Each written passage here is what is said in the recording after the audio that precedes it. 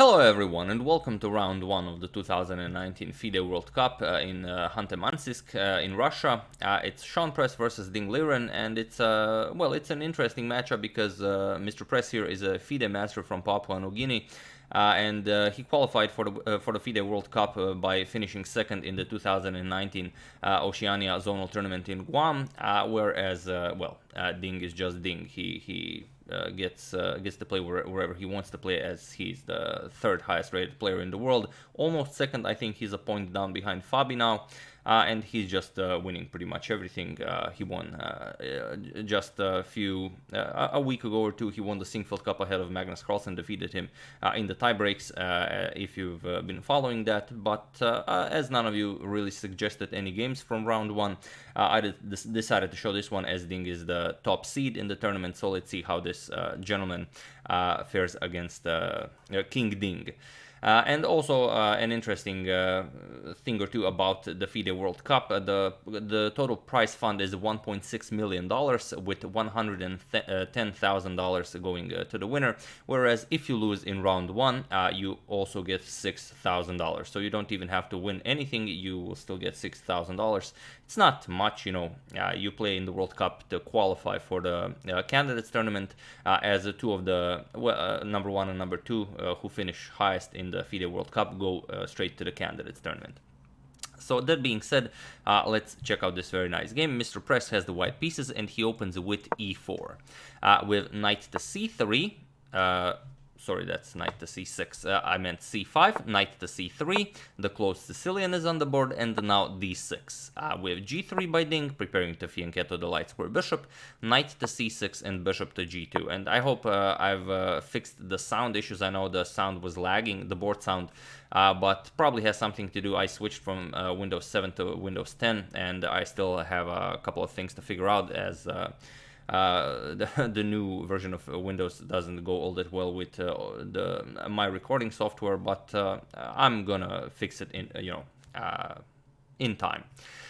We have g6 by Ding, also preparing to fianchetto the dark square, bishop d3, and bishop to g7. With bishop to e3, rook to b8 now. Ding doesn't want his rook to be on this diagonal, and he also wants to expand further on the queen side.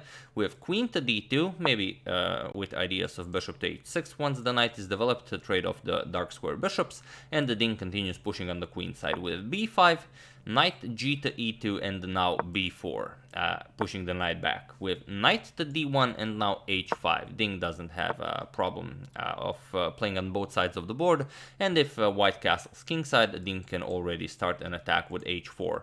So first, white prepares castling with h3. Now h4 can be met with the g4, and here this position has been reached a few times before. A couple of moves were played here, but e6 is a new move in the position, and it is already, as of move 10, that we have a completely new game. Mr. Press castles with a knight g to e7 by Ding. Ding also prepares the castle. And now, of course, f4, preparing g4 and f5 if Ding castles kingside. White also wants to start an attack against black's king.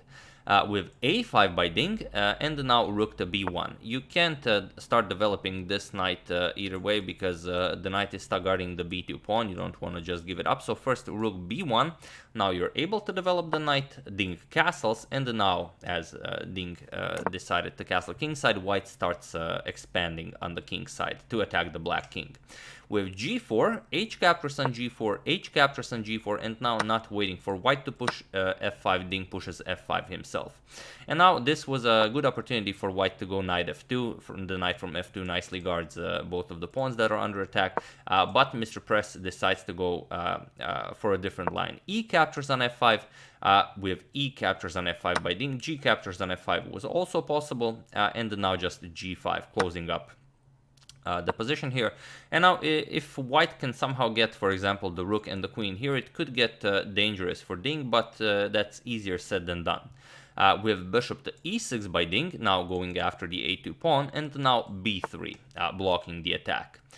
With knight to d5 now, attacking the bishop on e3. Also, if the knight moves from here, then the knight can also occupy the c3 square, and with bishop back to f2, not allowing this trade, and now knight to d4. And now the two knights are well, they are monster knights, so you do have to get rid of them. Knight captures on d4, and now not capturing it with the bishop, but rather c captures on d4. It's just better to do it this way. Even though you double your pawns here, you well, you basically make white's dark square bishop useless, and also you force white to deal with the backward c2 pawn for the rest of the game, as due to the d and b pawn, you're never getting anything like c4 or c3 in. And if black even doesn't get anything on the king side, you can always just double rooks on the c file, go after the c2 pawn, and something good has to come out of it. We have rook to e1, attacking the bishop on e6, bishop to f7, and now knight to b2, going for the c4 square, or maybe a4, depending on what black plays, and then now knight to e3. A very interesting move by Ding, as it seems like he's offering a pawn, but is he really offering a pawn? Now, the best course of action for white here is to go just knight to c4 as planned. And then if Ding, let's say, eliminates one of the bishops, knight captures, king captures, bishop d5 check, you're gonna go king g3, and the game continues from here. But here, Mr. Press decided that it was in fact okay to capture the knight. He played bishop captures knight, we have pawn captures, and now, okay, you're not gonna capture with the rook, bishop to d4 just wins the material. But why not capture with the queen? And this is exactly what Mr. Press did. But Ding had a very specific idea here, and well, feel free to pause the video here and try to find this specific idea Ding had in this position while I give you a couple of seconds. So for those of you who were able to do it, congratulations on finding such a nice specific idea that Ding had. And for those of you who just want to enjoy the show, rook to e8. And rook to e8 comes with a very specific idea that, well, the knight on b2 is almost undefended. For example, if you capture the rook, if the rook from b1 moves, then you could just grab a piece here. So white has to be very careful not to leave the knight on b2 undefended. So queen f2, the queen has to keep an eye on the rook. So if black trades, you can always capture with the queen. Ding captures once, rook captures, queen captures, and now queen to b6. This was the point of rook e8. This comes with check, and now the rook can come to e8 with an attack on the queen.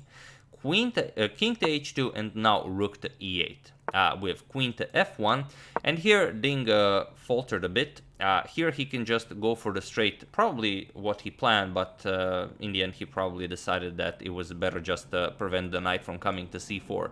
As Ding played d5, he prevented the knight from jumping to c4. He wanted to completely dominate this knight, which also works, but it was also possible to go bishop captures, rook captures, and now queen to e3.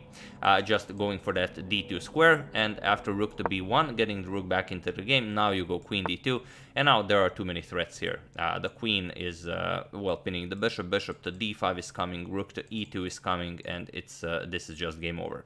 But, okay, Ding had a different plan. He played d5 to block the knight from coming to c4, but this also blocks his bishop from entering the game, so it's not as great as the line we've just shown. And it also allows knight to a4, which gets the knight away from being a target on b2, but the knight on a4 is actually pretty much useless. Ding plays queen d4, now completely dominating the knight. So king to h1, not allowing the king to stay on the second rank, and also you don't want this to go with check, as you are expecting something like bishop f8 to d6 to go after this pawn. And this is what Ding plays, bishop to f8, and now comes rook to c1. Here, for the lack of a better move, Shaun finds c3 and rook c2. Somehow he wants to get the rook to help out with the defense. If you try something like rook here to trade off a pair of rooks, it doesn't help you. For example, rook captures, queen captures, and bishop d6. You don't have a move here. You're just gonna lose this pawn, then this will be a threat. The bishop pair creates a wall here, so you can never even try to infiltrate with the white queen. But okay, after bishop f8, rook to c1, as we've already seen. Bishop to d6, now going after this pawn. It's a permanent weakness. You cannot defend it without a dark square bishop, and the knight stranded there on a4. c3 now. The knight is now hoping to get back into the game via knight captures on c3. Ding allows this with bishop, pawn captures, knight captures, but now bishop captures on f4. Now eliminating this, well, it wasn't really the point that the pawn was important, but it was important because it was preventing the bishop from attacking the h2 square. Here we have rook to c2, but there really isn't a better move. And now feel free for the last time in this video to pause the video and find the best winning move for the game. There are a lot of winning moves, but there is also a best winning move. While I give you a couple of seconds. So for those of you who were able to do it, congratulations, you have just found the absolute best winning move. And for those of you who just want to enjoy the show, queen to h8 check. This is now a great check as the bishop also covers the h2 square.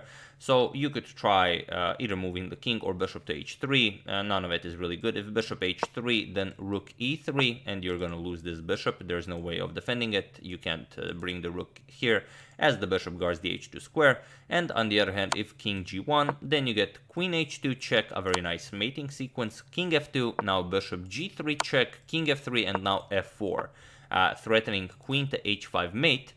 So white has to prevent this. Let's say bishop to h3. Now you go rook to e3 check, king to g4, and now bishop to e6 is mate. So this is what would most likely happen if the game continued, but Shaun Press figured out that there's no point in continuing this, and after queen to h8, he decided to resign the game. So yeah, that's one of the games. I chose this one. Like I said, there's no specific reason I chose it. I just chose it as Ding is the top seed, and I checked out the game and I liked the game. That's why I decided to show it. But as round 2 is already being played and Mr. Press is not looking all that great in round 2, it seems that Mr. Press will grab his $6,000 for a loss in round 1 and you know, have to leave the FIDE World Cup, but you never know. You know, the game is still being played, so it's hard to say. But yeah, feel free to suggest any game from the FIDE World Cup 2019. I will, of course, look it up, and maybe we can check out some more games, as I will definitely be covering this event. It's an important event, as it decides the two, participants of the candidates tournament. So that's the game. I do hope you enjoyed it. I would like to thank Nikhil Dixit, David Gallegos, Philip Zafran, Mark Lefkowitz, and Michael Pena for a contribution to my channel. Thank you a lot. I really appreciate it. As usual, you can check 2 of my previous videos here. Thank you all for watching, and I will see you soon.